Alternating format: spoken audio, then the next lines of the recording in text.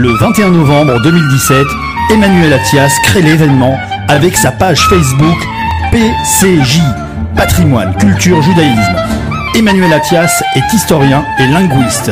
Il a parcouru ces dernières années des milliers de kilomètres à travers l'Europe, le Moyen-Orient et l'Afrique du Nord pour retrouver les dernières communautés juives et photographier leur patrimoine.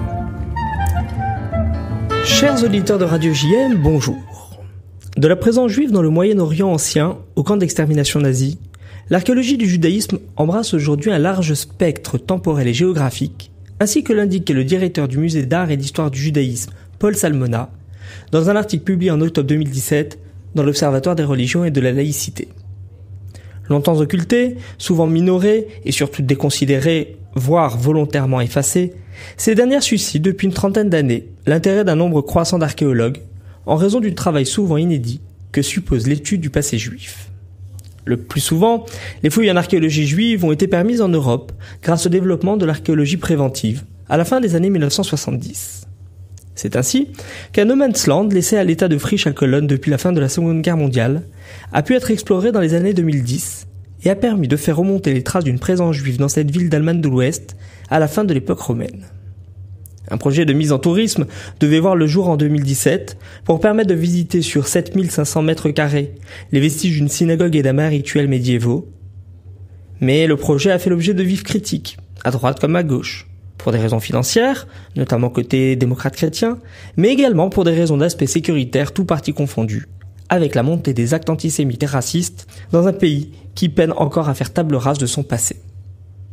Par ailleurs, si la mise en valeur du patrimoine juif existe depuis des siècles en Terre Sainte, il n'est en revanche que récent dans le reste du monde, y compris en Europe, où les témoignages du passé de cette communauté devraient pourtant être pléthoriques, en raison de l'ancienneté de la présence de communautés attestées depuis l'époque gréco-romaine, des Balkans jusqu'au littoral méridional français, en passant par Rome et le sud de l'Italie. Dans le contexte national, il peut s'agir de lieux de prière, comme la synagogue médiévale de Trètes, près d'Aix-en-Provence, d'une ancienne école talmudique, comme la maison Sublime à Rouen, ou encore de lieux de mémoire, à l'instar des fosses communes de Tàrrega dans le comté d'Urgell en Catalogne, où ont été découverts il y a quelques années près de 70 victimes d'un massacre commis lors de la Grande Peste de 1348. Mais l'archéologie juive soulève bien souvent des problèmes politiques dans des pays qui n'ont pas nécessairement le désir de réviser leur histoire nationale, ainsi qu'ont pu le montrer en Europe de l'Est les recherches menées depuis 2004 par les équipes du Père des Bois pour retrouver les charniers de la Shoah par balle. Cette archéologie pose également la question du respect à apporter au reste des défunts, dont les sépultures ne peuvent être étudiées comme celles des Mérovingiens ou des païens d'Europe du Nord. De fait, la loi juive est stricte en la matière. Sous aucun prétexte ne peuvent être manipulés, mélangés, rassemblés ou détériorés les ossements d'un fidèle de la foi mosaïque sans un motif vraiment valable.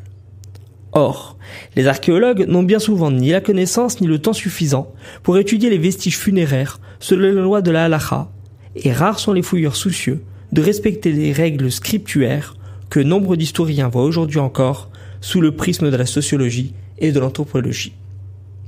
La question s'est ainsi à nouveau posée récemment en France lors de l'étude en 2019 de la nécropole médiévale de Châteauroux dans l'Indre, dont le caractère juif a été déterminé grâce à la position des corps dans un axe ouest-est, les pieds étant tournés vers Jérusalem. Malgré l'absence de stèles permettant l'identification des squelettes, on apprend dans un rapport de l'INRAP, publié début mars 2020, qu'il s'agit assurément d'un cimetière juif ayant servi entre le XIIe et le XIVe siècle. Pour parvenir à de telles conclusions, il a été nécessaire de réaliser des prélèvements sur les os pour les dater au carbone 14 et d'effectuer une autopsie pour déterminer les causes de la mort. Or, l'une et l'autre démarche sont vivement critiquées par les rabbins, qui y voient une désacralisation du corps post-mortem et une possible menace pour la résurrection du défunt si le corps venait à être endommagé ou détruit. Ces aspects doivent être mieux pris en considération, et les autorités religieuses seraient bien avisées de s'enquérir de l'avenir des futurs sites pour veiller au respect des morts, tout en permettant la poursuite du travail scientifique. L'étude des cimetières en est encore aujourd'hui à ses balbutiements d'un point de vue archéologique, puisqu'elle n'a débuté que dans le courant des années 1990. Mais elle tend aujourd'hui à se généraliser avec la multiplication des campagnes de fouilles réalisées dans le cadre de l'archéologie préventive. Ainsi, sur plusieurs centaines de nécropoles juives datées de l'Antiquité au XIXe siècle et réparties à travers tout le territoire français, seule une demi-douzaine, au rang desquels les sites médiévaux d'Enneza dans le Puy-de-Dôme, de Châlons en Champagne ou encore de Châteauroux dans le centre de la France, ont pour l'heure été étudiés. Mais l'avenir de l'archéologie juive pourrait réserver quelques belles surprises, ici comme ailleurs, et il serait louable de continuer les investigations dans le respect des croyances des communautés existantes. Pour ceux qui souhaiteraient réécouter ou diffuser cette chronique, elle sera disponible dès ce week-end sur ma chaîne YouTube Emmanuel Athias, et de plus amples informations restent à votre disposition sur ma page Facebook Patrimoine et culture du judaïsme concernant les différents sites indiqués dans ce billet. Je vous donne rendez-vous vendredi prochain si tout va bien. D'ici là, je vous souhaite un excellent Shabbat et une très bonne semaine. Le 21 novembre 2017, Emmanuel Athias crée l'événement avec sa page Facebook PCJ, Patrimoine, Culture, Judaïsme. Emmanuel Athias est historien et linguiste. Il a parcouru ces dernières années des milliers de kilomètres à travers l'Europe, le Moyen-Orient et l'Afrique du Nord pour retrouver les dernières communautés juives et photographier leur patrimoine.